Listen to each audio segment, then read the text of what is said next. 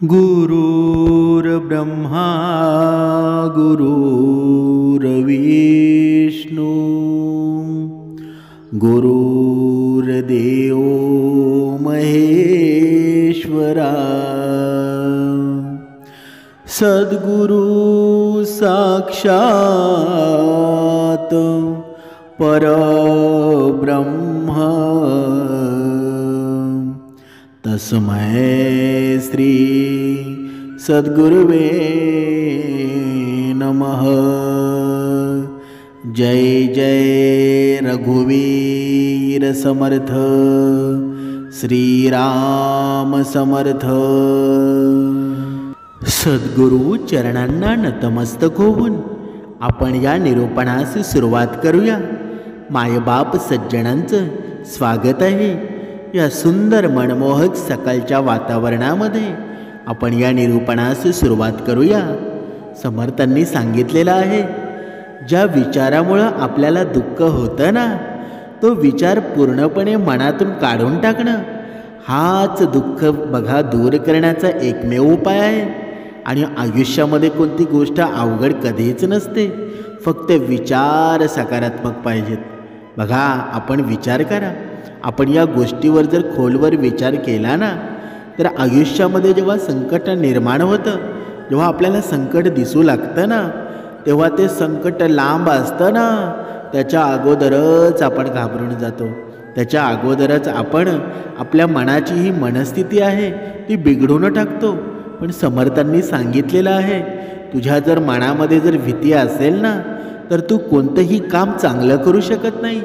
पण जर तुझ्या मनामध्ये भक्कमपणा असेल, जर तुझ्या मनामध्ये तुझ्या जीवनामध्ये साध्य करण्याचं बघा ते सामर्थ्य असेल ना, तेव्हा तू कोणत्याही संकटांवर मात करू शकतोस।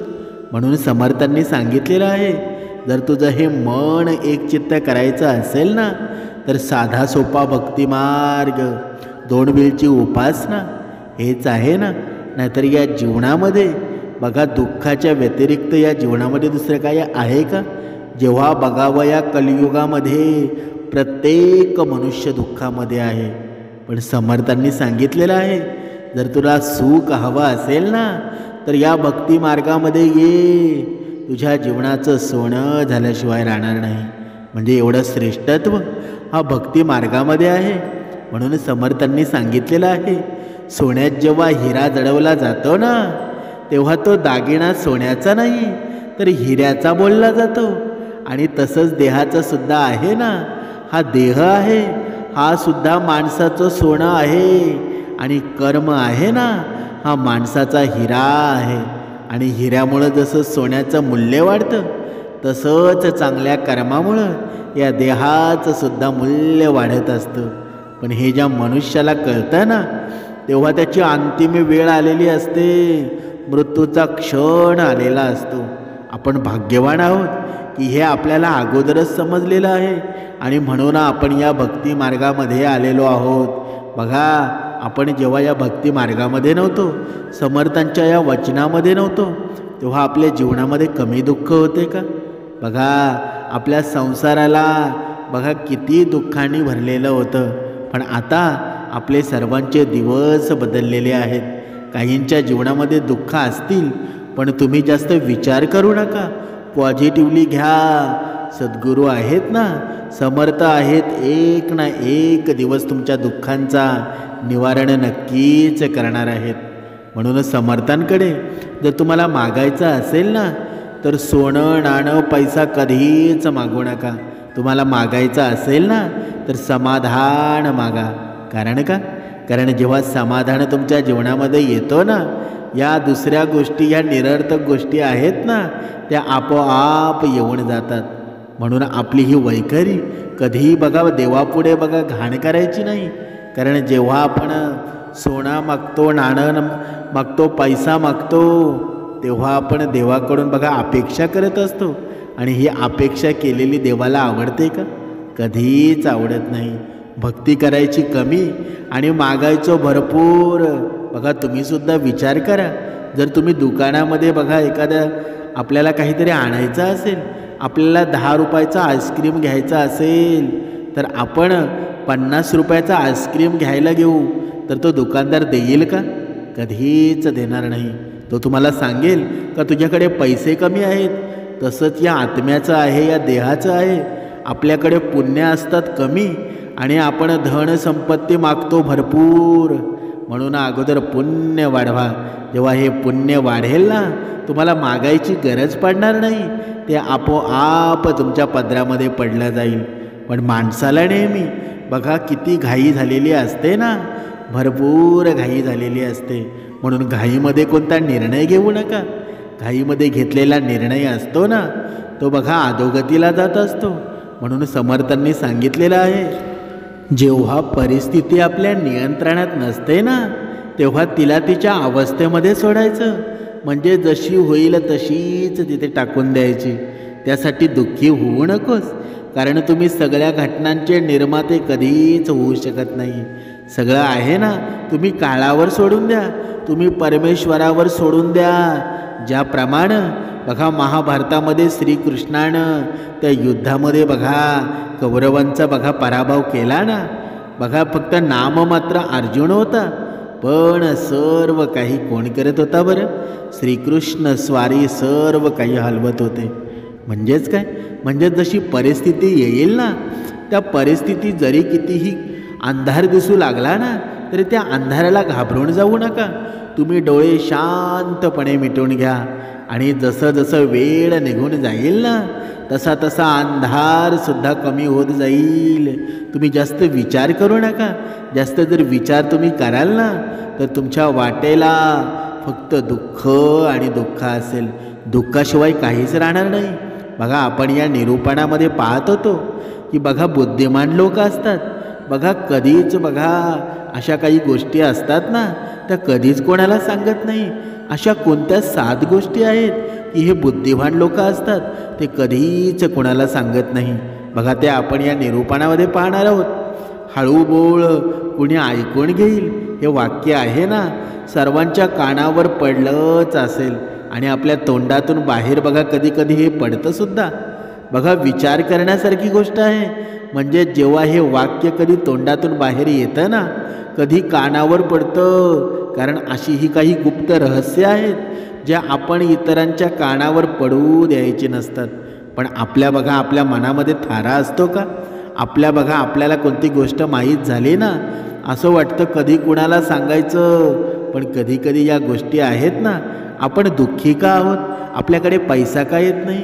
कारण आपल्याकडे गुपित नाही. आणि ही कुटुंबातील अशांततेचं कारण आहे ना. अनेकदा आपण स्वतः बनत असतो. आपण हे सुद्धा पाहू शकू किंवा नाही हे खरं आहे की सत्य आहे, बघा हे वाईट आहे की चांगलं आहे. कारण जाणून बुजून किंवा अजाणतेपणे मूर्खपणाने स्वतः इतरांना कधीच सांगू नये अशा गोष्टी सांगून बसतो. आणि ज्या गोष्टी आपण जाणून बुजून किंवा नकळत दुसऱ्याला सांगत असतो ना, तेच तुमच्या दुःखाचं कारण बनत असतं. मग तेच तुमच्या भांडणाचं सुद्धा कारण बनत असतं. तेच नात्यामध्ये संशयसुद्धा निर्माण करतो. म्हणून आपल्याला बघा जेवढं तुम्हाला होईल ना, तेवढं तुमच्या वैखरीवर दबाव आणला पाहिजे. तुमच्या वैखरीवर ताबा मिळवला पाहिजे. ज्याची वैखरी त्याच्या ताब्यामध्ये आहे ना, तोच सर्वात सुखी आणि बुद्धिमान व्यक्ती असतो. नंतर पश्चाताप होतो की मी हे कोणालाही सांगायला नको होतं, तरी तुम्ही सांगितलं. चूक झाली, कळत नकळत मी हे सगळ्यांना सांगितलं. मग नंतर पश्चाताप करून काही फायदा आहे का? अजिबात नाही. म्हणून समर्थांनी सांगितलेलं आहे, जीवनात जर माणसाला यशस्वी व्हायचं असेल ना, जीवनात जर सुख समाधानामध्ये राहायचं असेल ना, तर या वैखरीवर ताबा मिळवणं खूप गरजेचं आहे. ज्याची वैखरी त्याच्या ताब्यामध्ये आहे तो समाधानीसुद्धा असतो आणि सर्व बघा प्रसंगावर तो विजय मिळवू शकतो. म्हणून समर्थांनी सांगितलेलं आहे, कुठे काय बोलावं आणि कुठे काय बोलू नये हे ज्याला कळलं ना, तोच सर्वात सुखी मनुष्य होतो. म्हणून आपण एका उदाहरणाद्वारे स्पष्ट करूया की बुद्धिवान लोक असतात ना, अशा कोणत्या गोष्टी असतात ते कुणाला सांगत नाही. बघा एकेकाळी एका गावामध्ये एक रिंकू नावाचा तरुण राहत होता. तो खूप गरीब होता. पैसे त्याच्याकडे काहीच नव्हते, म्हणजे त्याला 2 वेळची भाकरी खाणंसुद्धा फार कठीण जायचं. तो रात्रंदिवस कामाचा शोध घेऊन बघा त्याला कधी काम भेटत नव्हतं. एके दिवशी त्यानं आपल्या सर्व समस्या, बघा त्याचं लग्नसुद्धा झालेलं होतं, त्यांनी त्याच्या सर्व समस्या आपल्या पत्नीसोबत सांगितल्या. त्यानं पत्नीला सांगितलं की मीही कुठेही काम मागायला जातो ना, तेव्हा सगळे सांगतात की माझ्याकडे काम नाही आहे, मी काम शोधून थकलोय, मला काहीच समजत नाही, तुम्हाला कसं खायला देऊ शकतो बघा कोणास ठाऊक, आणि ही चिंता मला रात्रंदिवस खात असते. बघा कधीकधी आपल्या आयुष्यामध्ये बघा आपण इंटरव्ह्यूला जातो, पण इंटरव्ह्यू देऊन देऊन थकतो. बघा कुठे आपण कामावर जातो, पण आपल्याला मात्र काम बघा शोधत नाही, आणि घरी कुटुंबसुद्धा चालवायचं असतं. तेव्हा मनुष्याच्या मनामध्ये एवढे विचार येतात ना, बघा हे मन त्याचं हेलावून टाकत असतात. म्हणून समर्थांनी सांगितलेलं आहे, किती जरी वाईट विचार आले ना, तरी परमेश्वराचं चिंतन कधीच सोडू नका, ते तुम्हाला योग्य मार्गावर नेईल. बघा आपण आता पुढे पाहूया. हे ऐकून बघा त्याच्या पत्नीनं काहीतरी विचार केला, आणि ती म्हणाली की तुम्ही एखाद्या माणसाकडे काम मागण्यासाठी फक्त एकदाच जाता, आणि जेव्हा तो काम देत नाही ना, तेव्हा तुम्ही त्याच्याकडे दुसऱ्यांदा कधीच जात नाही. जर तुम्हाला त्यांच्याकडून काम पाहिजेत असेल बघा, तर तुम्हाला सहानुभूती दाखवावी लागेल, आणि त्याच्या सहानुभूतीमध्ये प्राप्तसुद्धा करावी लागेल. ते साध्य करण्यासाठी तुम्हाला तुमची गरिबी दाखवावी लागेल. बघा लोक तुम्हाला तुमची लाचारी समजून तुम्हाला कामावर ठेवून घेतील, म्हणून लाजू नका, त्यांना तुमची मजबुरी सांगा, मग तुम्हाला ते कामावर ठेवून घेतील.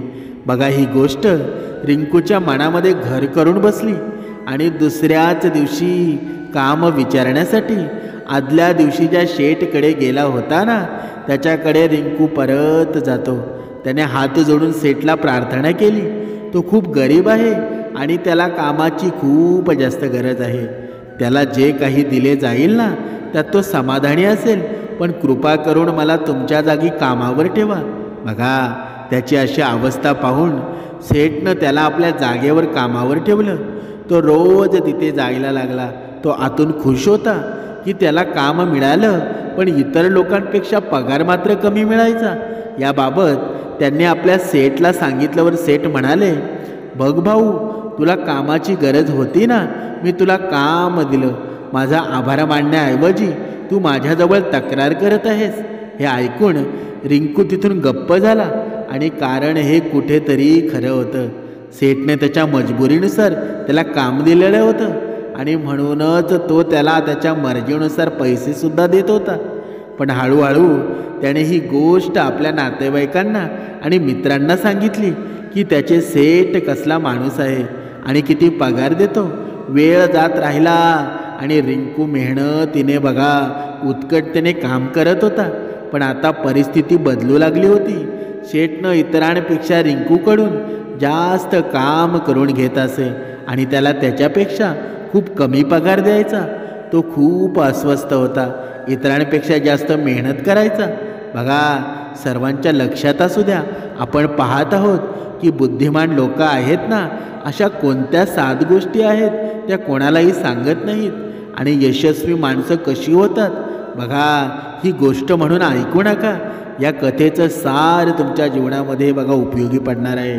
म्हणून समर्थांनी पुढे सांगितलेलं आहे की बघा कमी मोबदला मिळत असे, बघा त्या शेठनं त्याचा पगार वाढवला नाही, याला खूप वाईट वाटत असे. आता हळूहळू त्याचं मन कामावरून बघा उठून जात होतं. त्याचा आत्मसन्मान त्याला ठेच पोचवत होता. लवकरच त्याने ते काम सोडलं आणि तो घरी आला आणि घरी रिकामा बसायला लागला. आणि घर खर्च चालवायचा त्याच्याकडे आता पैसे शिल्लक नव्हते. म्हणून त्याने त्यांच्या नातेवाईकांना आणि मित्रांकडून विचारणा केली आणि पैशाची मदत मागू लागला. पण त्याचे मित्र समोर बघा त्याला सांत्वन द्यायचे, पण मागून त्याची थट्टा उडवायचे. ते म्हणायचे की हा इतका मूर्ख आहे ना, सेठनं याच्याकडून काम करून घेतलं आणि याला पैसेही दिले नाहीत. जर आम्ही पैसे दिले ना, तर उद्या आमचे पैसे हा परत कसं करू शकेल. बघा त्याची अवस्था अशी आहे ना की त्याच्याकडे काही काम नाही, पैसा नाही, तो कुठून आणणार आहे. आणि त्यामुळं रिंकूची प्रकृती दिवसेंदिवस खालावत चालली होती. आता तो रात्रंदिवस टेन्शनमध्ये राहायचा. त्याचे मित्र, त्याचे नातेवाईक आपलेपणाचा दिखावा करायचे, आपलं असल्याचं भासून त्याला समजून घालायचे. बघा त्यांना त्यांच्याबद्दल वाईट वाटून त्याला सर्व सल्ले द्यायचे, पण कोणी मदत मात्र करत नसे. अनेकदा असं घडतं की ज्ञान देणारे असतात ना, बरेच लोक सापडतात, पण बोट पकडून रस्ता कोणीच दाखवत नाही. म्हणून शेजारच्या गावामध्ये एक साधू आल्याचं त्याला समजलं.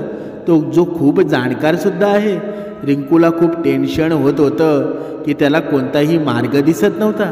तिथे पोचल्यावर तो थेट त्याच्या पाया पडतो आणि तो रडत रडत झालेली सर्व परिस्थिती, सर्व हकीकत त्या बघा त्याच्या नातेवाईकांनी, त्याच्या सेठनी त्याचा फायदा कसा घेतला बघा त्या साधूला सांगतो. साधूने हे ऐकून बघा गप्प झाले आणि सांगितलं की ही सर्व समस्या तुझ्या मूर्खपणामुळं, तुझ्या बुद्धिहीनतेमुळं बघा तुझ्या जीवनामध्ये उद्भवलेली आहे. यापैकी कोणतीही समस्या आहे ना तुझ्या मार्गामध्ये अडथळा नव्हती, पण तुझा अविवेक, मूर्खपणाचे स्वतःच्या मार्गामध्ये काटे आणले आहेत. आज तुला अशा गोष्टी सांगणार आहे ना ज्या तू विसरून पण कोणाला सांगू नकोस. आणि या गोष्टींचं पालन केलंस ना तर बाहेरून मिळणारे दुःख दूर होऊन जाईल. पहिली गोष्ट बघा लक्षात ठेवा, जी कोणालाही तुम्ही कधीच सांगू नका. बघा लाचार असल्याचा आवा आणून इतरांच्या बघा दयेचे पात्र बनून त्यांची मदत घेण्याची चूक कधीही करू नका. शक्य आहे ना की आज तुझी असहायता पाहून मदत करतील, पण उद्या ते सुद्धा तुमचा फायदा घ्यायला चुकणार नाहीत. आणि फायदा घेतला नाही तर इतर लोकांसमोर, तो माणूस समोर तुमची चेष्टा करायला चुकणार सुद्धा नाही. म्हणून तुमची असहायता आहे ना कधीच कुणाला दाखवू नका. तुमचे दुःख आहे ते कधीच कुणाला समजून देऊ नका. घरात 2 सुक्या भाकरी असतील ना त्या खाऊन तुम्ही झोपा, पण आपली मजबुरी कोणालाच सांगू नका. याचा विचार तुम्ही केला पाहिजे की दुसऱ्यांना आपली मजबुरी सांगण्याचं काय प्रयोजन असतं. म्हणून एखाद्या व्यक्तीला एकतर इतरांकडून सहानुभूती मिळवायची असते किंवा त्यांच्याकडून कोणतीही आर्थिक मदत हवी असते. म्हणून समर्थांनी सांगितलेलं आहे, पण जर तुम्ही दोन्ही परिस्थितीमध्ये बघा या दोन्ही परिस्थिती पाहिल्या ना तर समोरची व्यक्ती तुमचा गैरफायदा घ्यायला मागे पुढे कधीच पाहणार नाही. जरी त्याने तुमचा फायदा घेतला नाही तर त्याच्या स्वतःच्या नजरेमध्ये तो तुम्हाला मूर्ख समजेल आणि इतरांसमोर तुमची नक्कीच चेष्टा करेल. म्हणून तुमची असहायता आहे ना ती कुणाला कधीच सांगू नका. बघा पहिली गोष्ट त्या साधूने सांगितली. आता दुसरी गोष्ट जी कुणाला या आयुष्यामध्ये कधी सांगू नका ती म्हणजे अशी की तुमच्या भूतकाळातील चुका आहेत आणि भविष्यातील रणनीती असते. जर विचार करा की आपल्या भूतकाळातील चुका असतील, आपण दुसऱ्याला सांगितल्या ना तर त्याचा काय परिणाम होईल. त्या चुका सुधारता सुद्धा येणार नाहीत. अर्थात त्यांना सांगायला काय हरकत आहे. बघा तुमची बाजू आहे ती जगासमोर मांडत आहात ना, तुम्ही स्वतः तुमच्या चुका इतरांसमोर सांगत आहात. यामुळे त्या माणसाच्या नजरेमध्ये तुमचं एक चरित्र बनेल आणि भविष्यामध्ये तो तुमच्याकडे नेहमी त्याच दृष्टिकोनातून पाहिल. म्हणूनच कोणत्याही माणसाच्या नजरेमध्ये तुमचे चारित्र्य निर्माण होऊ देऊ नका आणि असा विचार करा की तुम्ही तुमची भविष्यातील रणनीती आहे ना इतरांसमोर व्यर्थ सांगत आहात. जे लोक तुमच्या कामामध्ये भागही नाहीत त्यांच्या समोर आपल्या भविष्याच्या डावपेचाची फुशारकी मारून काय उपयोग आहे बरं. कधीच हे बघा कोणाला काही सांगू नका. ते लोक तुम्हाला मदतसुद्धा करणार नाहीत, पण ते तुमची भविष्यातील रणनीती आहेत ना नक्कीच बनवू शकतात. म्हणून स्वतःचा विवेक वापरा. असा विचार करा की तुमच्यासोबत असं घडलं आहे की तुम्ही तुमची भविष्यातील रणनीती कोणाला तरी सांगितली ना आणि ती यशस्वी झाली नाही. हो जरूर विचार करा, तीच गोष्ट कोणाला सांगू नये. आता आपण पाहणार आहोत तिसरी गोष्ट, ती कोणालाच सांगू नये. आपल्या घरच्या गोष्टी, आपल्या घरात जी काही चर्चा होते ना पालकांसोबत असो, पत्नीसोबत असो, मुलासोबत असो, त्या गोष्टी मर्यादित पारिवारिक असाव्यात। या गोष्टी तुम्ही इतरांसमोर ओरडल्या ना तर इतरांना तुमच्या घरात घुसण्याची संधी मिळते आणि याचा फायदा घेण्यापासून ते कधीच चुकणार नाही। समर्थांनी सांगितलेलं आहे ते तुमच्या कुटुंबातील सदस्यांना तुमच्यापासून दूर नेण्याचा प्रयत्न करतील। अनेकदा असंच घडत असतं ना की आपल्या घरातील भांडणं कमी व्हावीत म्हणून आपण ती भांडणं शेजारी पाजारी इतर नातेवाईकांना सांगत असतो, पण ही सर्वात मोठी चुकी असते। पण याचा तुम्हाला कधी फायदा होत नाही, उलट तुमच्या घरातील भांडणं आणखी वाढत जातात आणि आपण परमेश्वराला दोष देत राहतो की मी कोणतं पाप केलं होतं की मला हे कर्म भोगावे लागले। पण आपण जर आपल्या बुद्धीवर संयम ठेवला असता तर योग्य झालं असतं ना, आणि साहजिकच ते वाढतील सुद्धा। जर तुम्ही तुमच्या आईवडिलांबद्दल इतरांना सांगितलं ना तर तुमच्या पालकांना वाईटसुद्धा वाटेल की आमचा मुलगा आम्हाला न सांगता या गोष्टी इतरांना सांगत आहे। म्हणून आपल्या कौटुंबिक बाबी आहेत ना, आपल्या कुटुंबातील भांडणं आहेत, कोणाच्याही समोर सांगू नका। कारण समर्थांनी सांगितलेलं आहे की मनुष्य जेव्हा आपल्या घरातील हेवेदावे असतात, आपल्या घरातील बघा पारिवारिक गोष्टी असतात, इतरांना सांगून बघा सुटतो ना, बघा आपल्या मित्रांना सांगत सुटतो, तेव्हा त्याच्यामध्ये आपलीच कमीपणा होत असते आणि भांडण वाद वाढण्याचं कारण काय असतं तर बघा बाजूचा व्यक्ती असतो, बघा आपला शेजारी असतो, तो आपल्याला या भांडणामध्ये चढवत असतो। आणि जेव्हा आपण बघा आपल्याला कोणाचा तरी सपोर्ट मिळतो ना तेव्हा ते भांडण असतं त्याच्यामध्ये अजून तेल ओतलं जातं आणि तेल ओतल्यानंतर आगच होते ना, जाळच होतो ना, का ते विझलं जातं बरं? कधीच विझू शकत नाही। आता पुढची गोष्ट मी तुम्हाला सांगणार आहे ती कधीच कोणाला सांगू नका। हे ऐकून खूप विचित्र वाटेल, परंतु मी तुम्हाला एका युक्तीद्वारे त्याचं सत्यसुद्धा सांगणार आहे। तुमचे उत्पन्न आहे ना ते कधीच कोणाला सांगू नका। आता तुमचे उत्पन्न न सांगण्याचा काय उद्देश असू शकतो? फक्त कल्पना करा की तुम्ही तुमचे उत्पन्न तुमच्या मित्रासोबत शेअर केले, बघा त्यामुळं जेव्हा तुमच्या मित्रांना तुमची गरज असते ना तेव्हा ते फक्त तुमची आठवण ठेवतील, कारण त्यांना माहीत आहे की तुमची कमाई चांगली आहे तरच तुम्ही त्यांना मदत करू शकता। आणि म्हणूनच जास्त लोक तुमची मदतसुद्धा मागतील आणि जेव्हा तुम्ही त्यांना मदत करत नाही ना तेव्हा त्यांना असं वाटेल की या माणसाकडे पैसे आहेत ना तरीही सुद्धा मला मदत करू शकत नाही, पण ते मदत करत नाही आणि म्हणूनच तुमचे उत्पन्न तुमच्या दोन मित्रांमधील भांडणाचं कारणसुद्धा बनू शकतं। बघा मित्रता कमीसुद्धा होऊ शकते, म्हणजेच कमी उत्पन्न असेल ना तर ते लोक मजाक उडवतील आणि जास्त असेल ना तर तुमची मदत मागतील। त्यामुळे तुमचं उत्पन्न आहे ना ते सांगण्यामध्ये काही अर्थ नाही। पुढची गोष्ट मी तुम्हाला सांगणार आहे की कोणालाही सांगू नका। अनेकदा माणसाला काही कमकुवतपणा असतो किंवा ताकद काय आहे ना हेच कळत नाही, पण जर तुम्हाला तुमची कमकुवतपणा आणि तुमची ताकद माहीत असेल ना तर पहिली गोष्ट म्हणजे तुम्ही खूप हुशार व्यक्ती आहात आणि दुसरी म्हणजे तुम्ही त्या गोष्टीसाठी कोणालाही सांगू नका। कारण जर इतरांना तुमची कमजोरी कळली तर त्यांना तुमच्या कमकुवतपणाची जाणीवसुद्धा बघा होऊन जाईल आणि त्याचा तो फायदासुद्धा घेतील। आणि जर तुमची ताकद त्यांना माहीत असेल ना तर तीच ताकद तुमची कमजोरी बनेल, कारण ती ताकद समोरच्या माणसाला कळते। म्हणून तुमची कमजोरी आणि तुमची ताकद तुमच्या पार्टनरसोबत सांगू नये, कारण यानंतर तुम्हाला त्यांच्याकडून घरात नेहमीच दडपून बसावं लागेल। पुढची गोष्ट जी कोणाला सांगू नये ती म्हणजे तुमचा मित्र आणि तुमचा शत्रू। जर तुम्ही तुमच्या मित्रांबद्दल इतरांना सांगितलं तर यामुळे तुमच्या मित्राशी जवळीक साधून तुमची फसवणूक करू शकतो। तुमच्या जवळच्या मित्रांना तुमच्यापासून दूर ठेवण्याचा प्रयत्न करू शकतो। म्हणून अनेकदा सामान्य माणूस असतो ना हे कधीच करत नाही, परंतु तुमचे शत्रू तसे करण्याचा प्रयत्न बघा नक्कीच करू शकतात।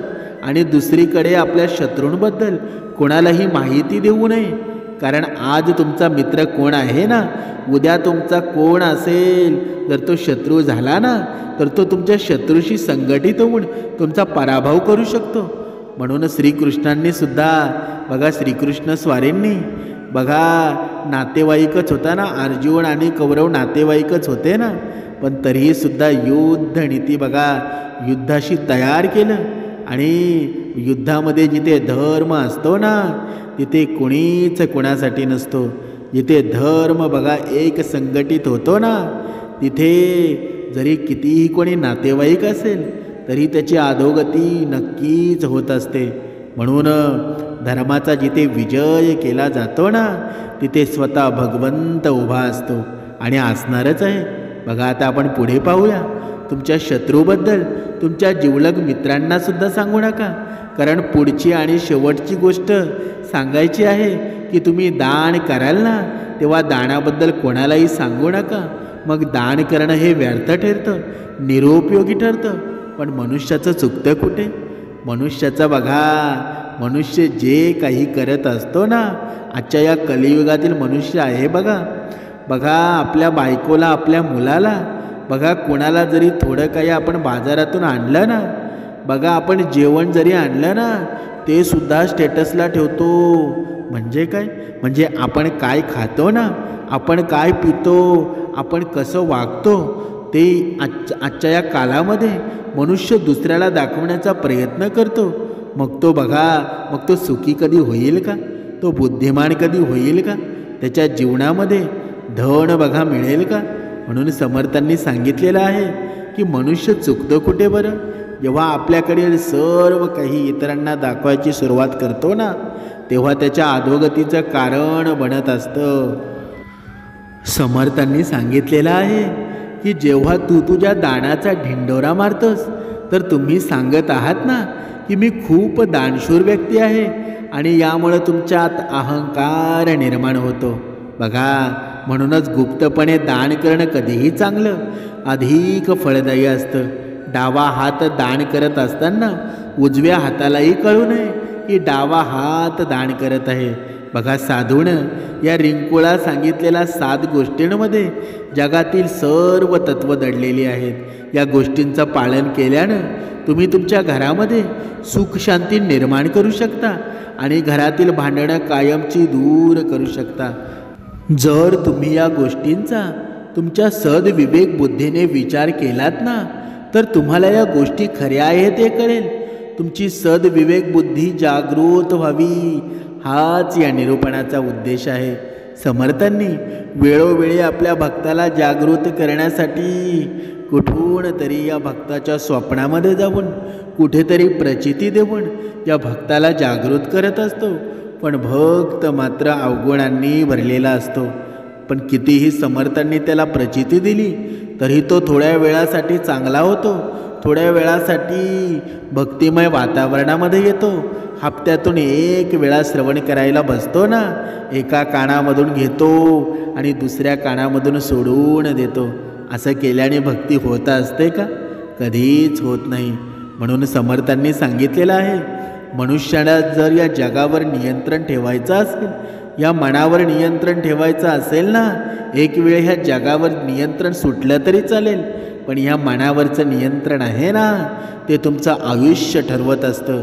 आणि आयुष्यामध्ये मनुष्याच्या जीवनामध्ये किती संकट आहेत, किती दुःख आहेत, याला एक मात्र साधन आहे ना, तो भक्तिमार्ग आहे. आणि या भक्तिमार्गामध्ये एवढं सुख आहे ना, तुम्हाला बघा तुमचे हात कमी पडतील ते सुख घ्यायला. पण आपण मात्र जे करायचं असतं ना, ते कधीच करत नाही. पण जे करायचं नसतं ते आदरा आपण करत असतो. म्हणून समर्थांनी हे सांगितलेली या बुद्धिमान लोकांची 7 गोष्टी त्या कधीच कोणाला सांगू नका.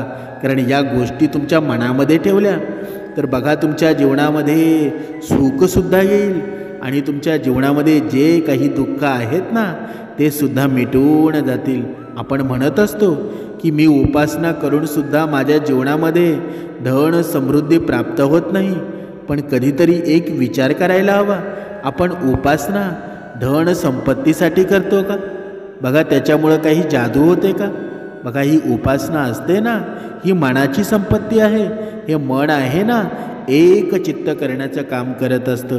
आणि हे मन जेव्हा एक चित्त होतं तेव्हा आपण जे काही काम करतो त्याच्यामध्ये आपलं मन लागतं आणि मग आपल्याला धन संपत्तीमध्ये वाढ होते. म्हणजेच काय, म्हणजेच आपलं जेव्हा मन जागृत होईल ना, आपली बुद्धी जागृत होईल, तेव्हा आपलं कामावर मनसुद्धा लागेल ना. नाहीतर नुसतं धन संपत्ती असून तो माणूस बघा त्याचं मन स्थिर असतं का? कधीच नाही. म्हणून समर्थांनी सांगितलेलं आहे, कोणत्या गोष्टी दुसऱ्याला सांगायला पाहिजेत आणि कोणत्या न सांगायला पाहिजेत, हे ज्या मनुष्याला जमलं ना, तोच या जगामध्ये, या विश्वामध्ये सर्वात श्रीमंत व्यक्ती आहे. आणि तोच सद्गुरूंनासुद्धा आवडतो, तोच व्यक्ती समर्थांनासुद्धा आवडतो. म्हणून इतरांच्या जीवनामध्ये सुख निर्माण करा. तुमच्या जीवनामध्ये सुद्धा सुख निर्माण झाल्याशिवाय राहणार नाही. जय जय रघुवीर समर्थ.